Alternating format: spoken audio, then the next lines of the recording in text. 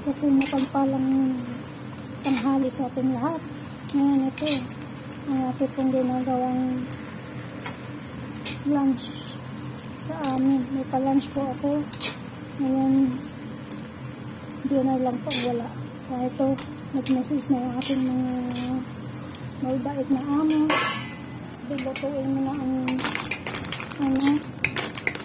lunch. Kaya ito po, meron po tayo itong shell na mayroon pong fish meat, yung fish cake na ito po yung isda na parang giniling din po.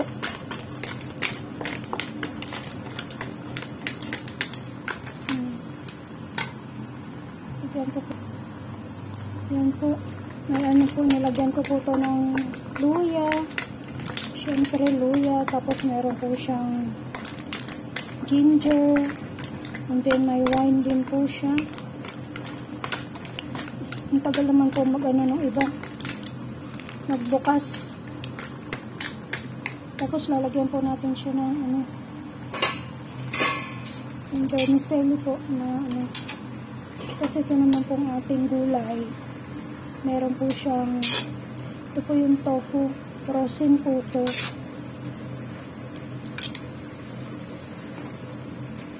Ngayon, lagyan po natin siya ng white paper.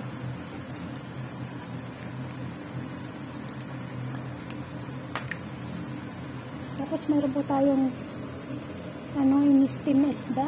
Ando doon po sa machine. Pinag-ano ko lang po siya ng 15 minutes. Yan po yung ating shell. Yan, lagyan po natin ng asin.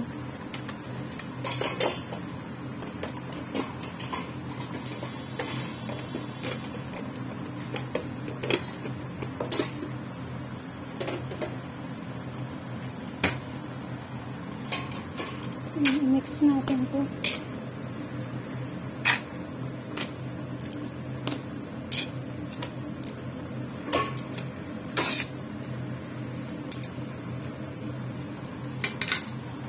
Inaano lang natin itong apoy. Wala na lang natin. Tapos po ito, lagay na po natin itong vermicelli para po mag-ano na siya. Langgit na po.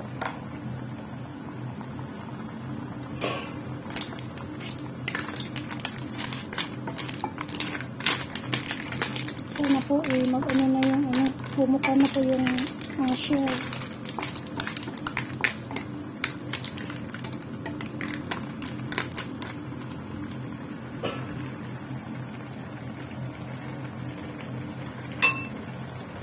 Tapos meron po tayo dito para sa steamed fish natin. Yan. Para tayo sa steamed fish. Lagyan po natin yun ng sausawan na toyo.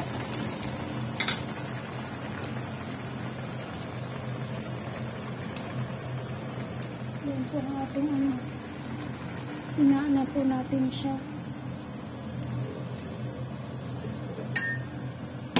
Hindi ko na po napakita sa inyo kanina yung pag-isa ko nitong shell kasi nga nag-message na yung amo ko. Dumating na po. Inano ko lang po siya sa suka, sa yun nga po, luya. Tapos nilagay na natin yung shell. Ito naman sa isda.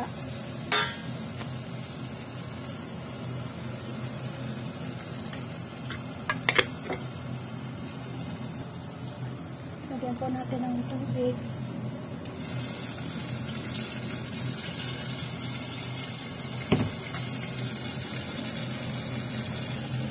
Ilagay na po natin itong green onion. Dagdagan pa po natin ng green onion.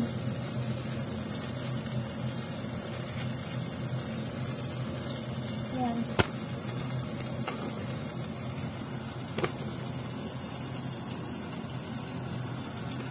po, luto na po. Patay na po natin. Ito rin po, luto na. Patay na natin. Tapos ito po yung steamed fish natin. Ayan, 5 minutes na lang po. Ayan. Tapos ilalagay po natin sa top yung ano, yung soy sauce na may ginger and green onion. Haluin po natin ito. Then ilagay na po natin sa lamesa. Madali ang luto lang po ito. Sabi nga wala pa pong 5 minutes. Ayan.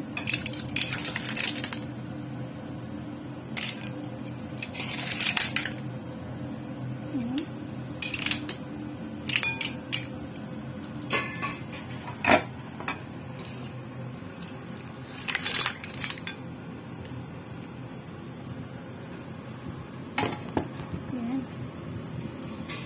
Yan, ito na po ang ating finished product na itong shell.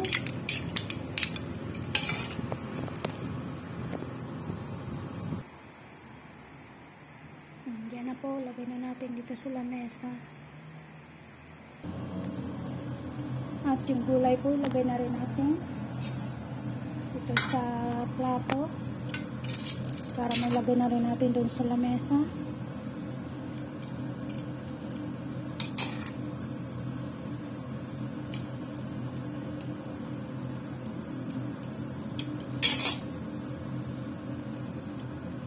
Simple lang po. Ganito lang po ang pagluto na to. Linagyan ko rin po ng mga 2 peraso na luya siya. Ayan po. Ayan. Saka yan. Ganyan po ang settings ng lamesa nila. Tapos yan. Mag-ano po sila mamaya ng tea. Habang nakain po. Hintay na lang po natin yung steam. Yan po. 1 minute na lang. Tamang-tamang pagdating nila. Luto na. Kakain na lang po sila. Sana po ano man po ang pagkain nyo sa pagkainan na pinagsasaluhan po ngayon sa mga oras na to. Nawa, nag-i-enjoy po tayo. Kasi biyaya po yan galing kay Lord. Sabi nga, nasa atin na lang yan kung paano natin pasasarapin o i-enjoy ating food na nasa pagkainan natin. Ayan. Hindi po kasi nakita po ba yung ano? Ayan. Ayan o. Konti na lang po. Matatapos na siya. Ayan po, tapos na. Tapos na ang ating steamed fish.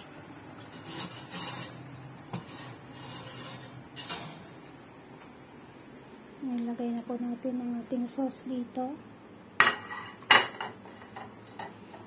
Ganyan lang po pag steam po. Ano na po siya. 14 minutes ko pong steam. Tapos ito pong sauce na to, ilagay na po natin dyan sa ibabaw para ito na po yung sauce nya.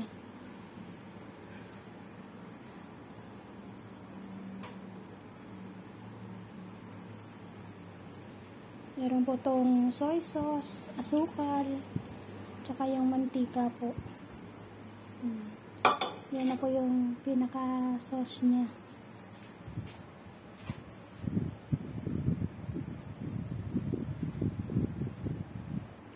Ayusin ko lang po itong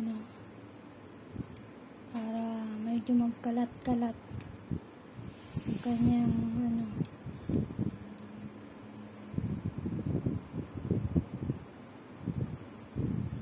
yan po, ganyan lang po pag ng steam. Madali lang naman po. Yan, tapos isi-serve na rin po natin dun sa labas. na po. Kompleto na po sila. Ang ating gulay, ating steamed fish, at ang shell.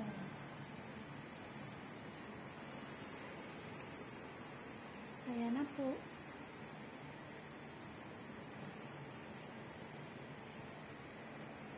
Ihintayin po na lang natin sila. Tatlo po silang kakain. Dito si Alaga, dito si Nanay, dito si Tatay. Yan po.